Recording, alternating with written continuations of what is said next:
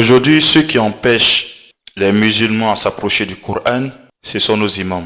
Parce que lorsqu'un jeune veut s'approcher du Coran, on lui dit « Attention, tu ne dois pas comprendre le Coran selon toi. Tu dois comprendre selon le cerveau d'un arabe qui est en Arabie Saoudite. Tu dois comprendre le Coran selon un Égyptien qui est en Égypte. » Et lorsque tu insistes, on te parle de l'égarement.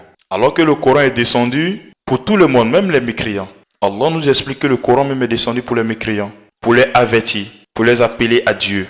Même le mécréant doit prendre le Coran et lire, et chercher à comprendre ce que son Seigneur lui dit. Mais nous-mêmes qui sommes les croyants, les imams refusent qu'on lit le Coran. Chose étonnante. Écoute bien, je vais te dire quelque chose qui serait choquant. En réalité et en vérité, il n'y a pas de savants en islam. Parce que toutes ces personnes que vous voyez, les grands cheikhs, les grands imams, toutes ces personnes sont des transmetteurs et des commentateurs du Coran et des hadiths. Point final.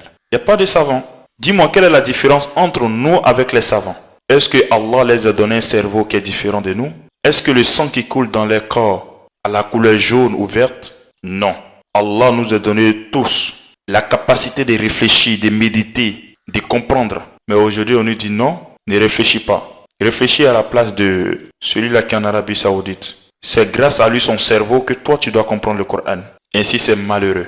C'est pour ça que les jeunes ont peur même de s'approcher du Coran. Ils se disent, lorsqu'ils s'approchent du Coran, ils ne vont pas comprendre. Et d'ailleurs, il y a d'autres même qui se disent, il faut qu'ils cherchent un imam avant de rentrer dans le Coran pour lire. Là, lui, il va m'expliquer ce que Allah dit. Le Coran est venu même pour les mécréants, ceux qui ne croyaient même pas en Dieu. Cela veut dire quoi? Cela veut dire même pas un mécréant, Allah peut lui donner la compréhension de son livre. Et cela va le pousser à devenir musulman. Il y a des gens qui sont devenus musulmans par l'intermédiaire d'un imam, par l'intermédiaire par un savant. Il a juste pris le Coran et il a décidé de lire. Et il a vu des choses incroyables. Et automatiquement, il est obligé de devenir musulman, puisqu'il a vu la vérité. Ainsi, laissez les jeunes lire le Coran et méditer là-dessus.